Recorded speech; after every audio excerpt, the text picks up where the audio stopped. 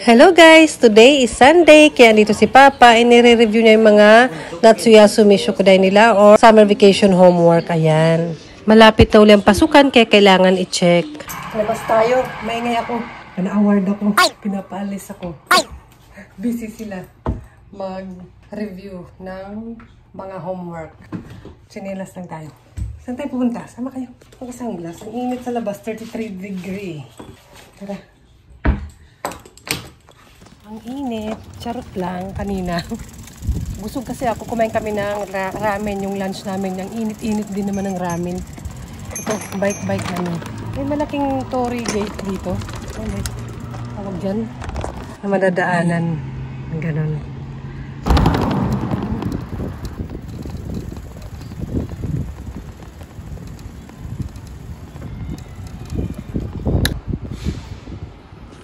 Busog din kasi ako, kaya gusto ko rin lumabas. Hindi naman sa maingay. Dito na.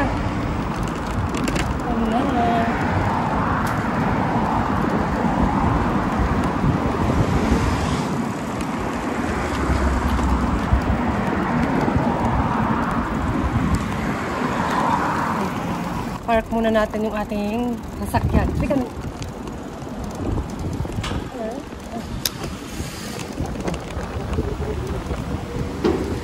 Sa backdoor daan.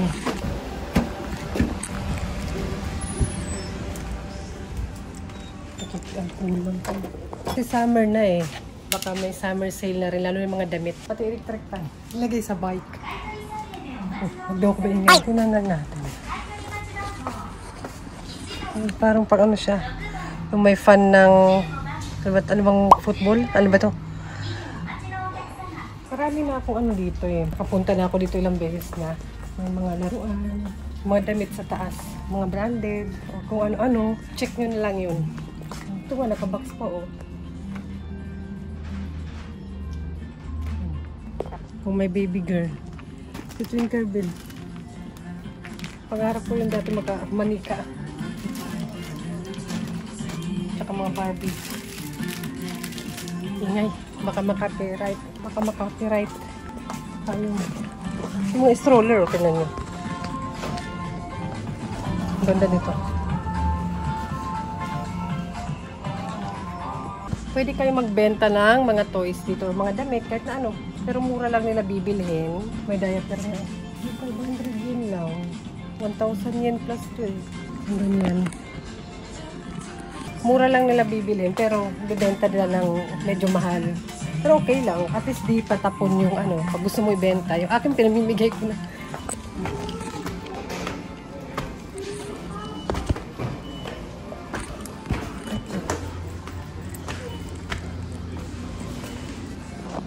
Shoes. Mahal pa rin. Mahal pa rin eh.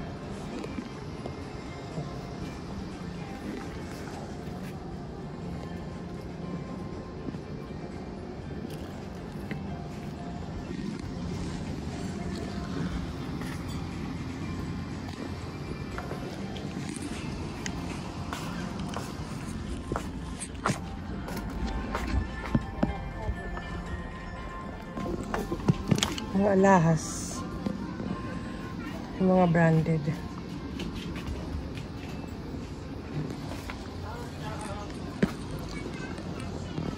Yung mga relo ko.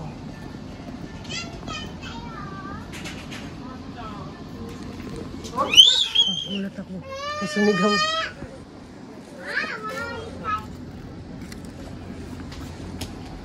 Ang cute nito.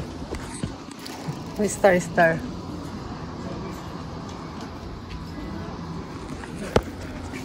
For kids.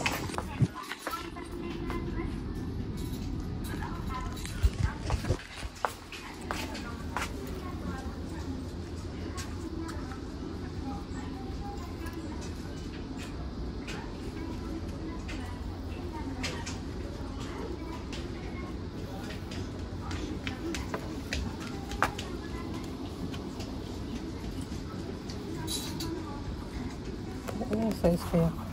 Size 20. Parang size ni Bunso. Maganda pa.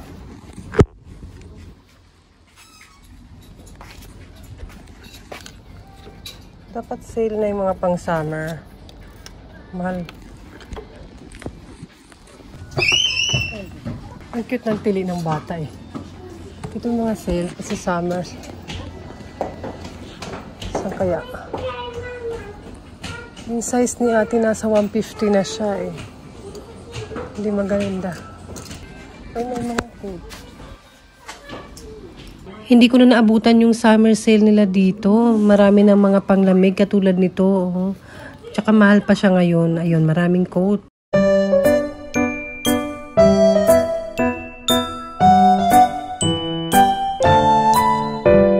Mahal pa rin yung mga pang summer na skirt.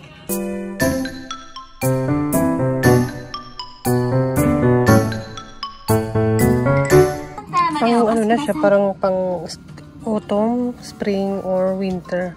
Mahaba na, wala na yung mga summer dress. Gusto nito. Ay, wala mabigat. Mabigat siya.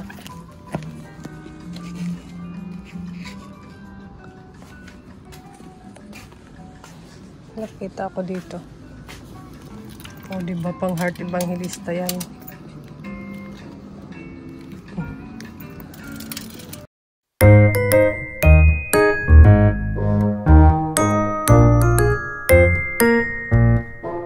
Nakita ko to sa Shimamura. Yung Japan fashion lang siya. Magkano siya? Mga ano na. Pang winter, autumn. Pang ano na. Pang malamig na. Ito gusto ko to.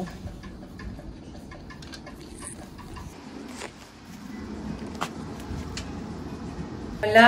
Nakichismis lang ako dun sa recycle shop. Punta ako dito sa Shimamura. Tingin tayo ulit ng pang-summer na sando. Ay, yung sando pala titingin ako. Mga puti na siya. Last time binilang ko si Bunso dito eh. Ang sando yun. T-shirt siya. Yung sa mga pambata.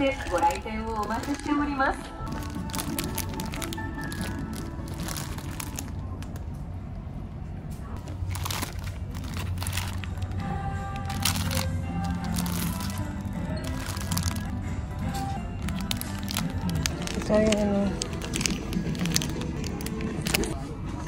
marami silang choices ng underwear, something. Pero bumili ako. Ganito lang naman yung ginagamit ko. Mura siya, dalawa. Ayoko na may mga ganito. Ito okay pa. Yung ganito. Sports bra. Titikin ako ng sports bra. Mahal lang, iba. Ito, pwede na to. Ganito siguro maganda pang sports. Yung tela. Ito. Pants.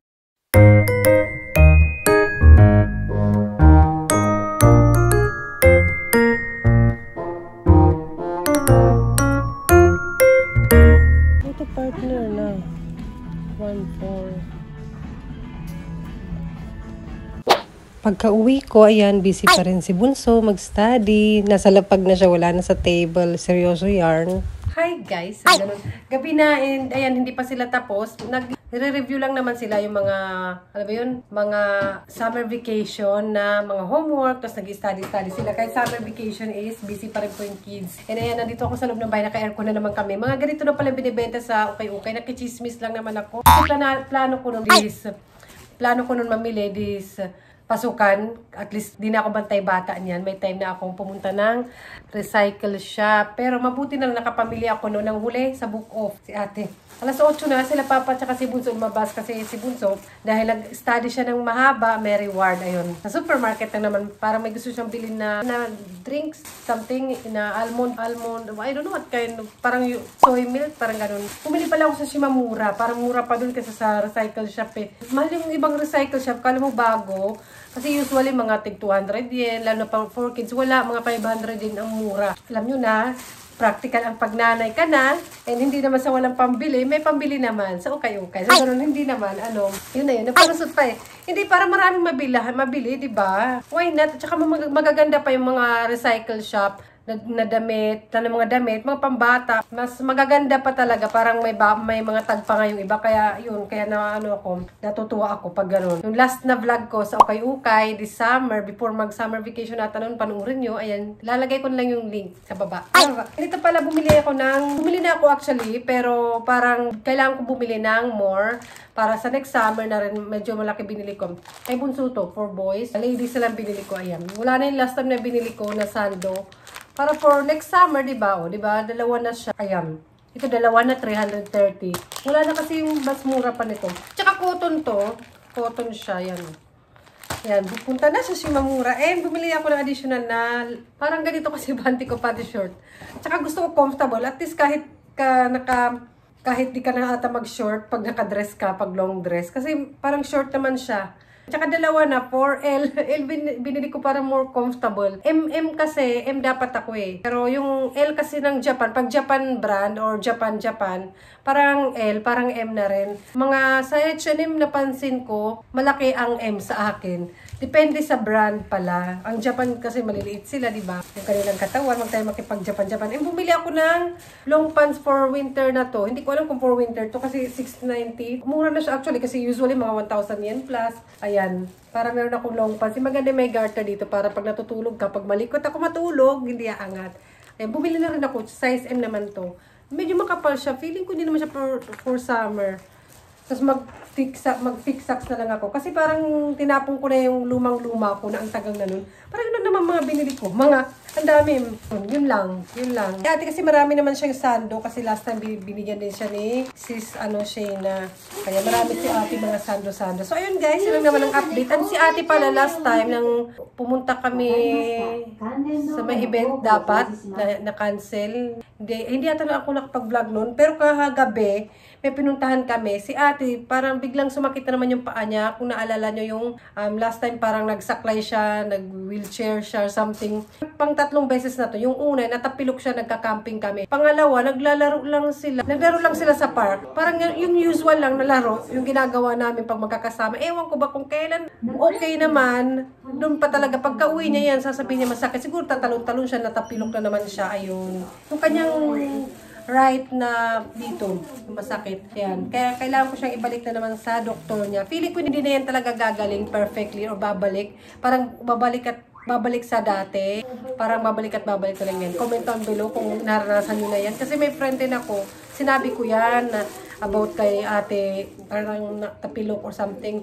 Sabi niya, yung anak daw niya or may kaibigan din daw siya na nangyari yan. Tapos papalik-balik na lang din. Kaya paglaki, okay na kasi natuto na yung bata paano mag-ingat. Kailangan talaga maingat kasi forever yung health, di ba? Lalo na paa, di ba? So, yun lang naman ang ganda for today's video. Parang habang nagbibengkyo sila, gumura ako. Ito si Mamura! Mga sale doon actually, kaso pawala na yung mga sale sa recycle shop, mga ganito na. Alam ko may mga pang winter naman kami dyan, kaya hindi ako bumili. Siguro doon na ako mamimili pag matatapos na naman yung winter ng panibago. Ayan. Ito ano to? Yung sinuot ko lang kasi nainitan tuloy ako kasi wala akong bra para for today's video. Meron to dito doon, marami. Sa recycle shop ko nga lang ata to binili. Pero pag nagsisale naman ng Uniqlo, tsaka Gio, alam ko Gio to eh. Pag nagsisale naman din sa mga mall or like Uniqlo, Gio, yan ang mga gusto kong brand. Kasi simple lang, kumbaga ganun. Wala siyang mga prints yung gusto ko. Mga mura lang din naman. Minsan may 200, 500 yen, 500 yen. Parang recycle shop, Gio nga siya. Parang Uniqlo siya. Parang sister company ng Uniqlo ang Gio. Ang pagkakaalam ko Ayan. Matagal na rin to. Recycle shop lang to. Ang ganda. Gusto ko to. And gamit na gamit ko to. Pag malamig na. Kasi mabilis na siya isuot. Ayan. Ang dami kong hanap. And gabi na. Katapos sa kusina. Good night na. Yun lang naman. Update lang. Nakichismis na ako sa ukay-ukay. Nag-recycle shop na ba kayo? Good night. Kinabukasan, dadaling ko sana si ate sa doktor niya kasi sa paa niya, di ba? Naganak tayo ng lalaki. Naplatan eh. Tingnan nyo. Ang lambot-lambot na. Wala si Bunso. Si Bunso na yung bahala. Really? I think here. Really? Like that? Sabi ko hindi ko alam. Sabi niya alam niya. Okay. Parang hindi lang air ang kailangan ng bike, hindi namin nagamit ni ate, pero kasi wala nang time, kaya dito na kami sa clinic, naglakad na lang kami. Kailangan na kasi madala si ate kasi may pasok na bukas. And after namin sa clinic, inuwi ko na muna si ate, tapos ito yung bike, dadaling ko sa bike shop para mapaayos. Ang bigat pa naman ng bike na yan, pero kailangan din kasi namin yan mamaya. Kasi merong kumungklas mamaya yung dalawa, at si ate, hindi siya pwede maglakad. Ang init, nakakapagod. 20 minutes pa naman ako dyan naglakad. And wala naman akong sinabing masyado dyan sa stop.